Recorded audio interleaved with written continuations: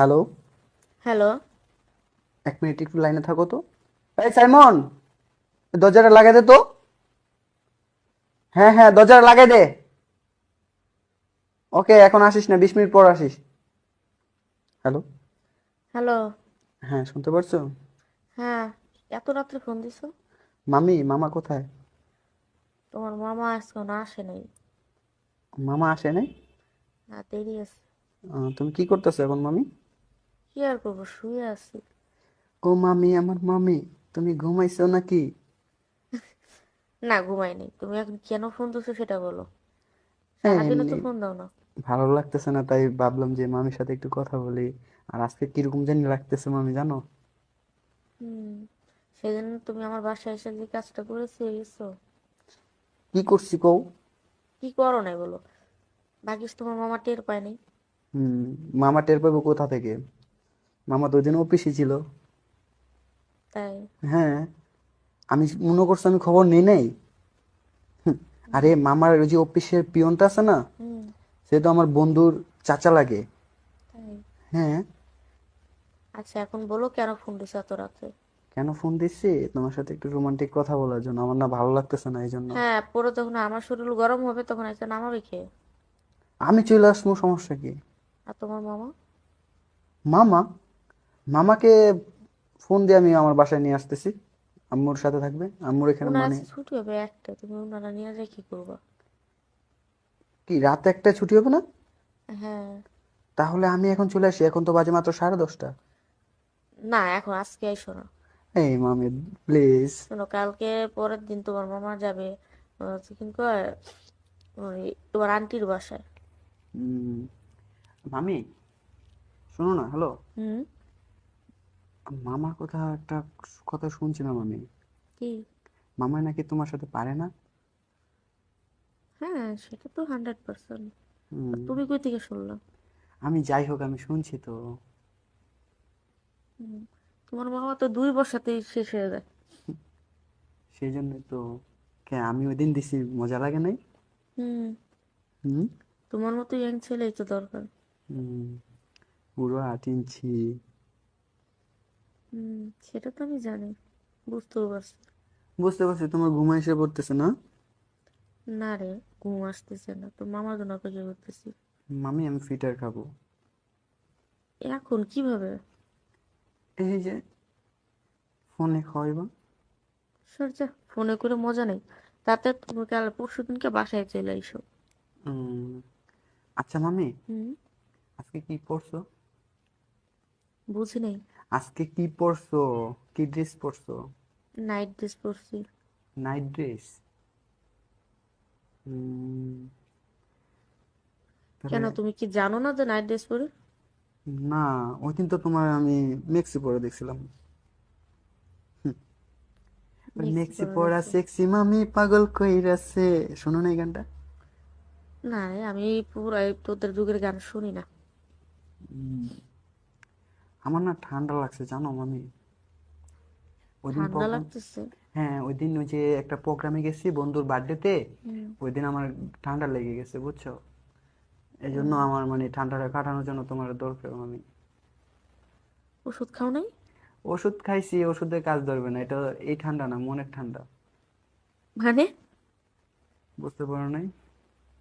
এখন আমার মন চাইতেছে তোমাকে ইচ্ছা মতো করার জন্য। তাই? হ্যাঁ। হুম। এখন আমার চাইলেও কিছু বলার নেই, কারণ কিভাবে আর হবে।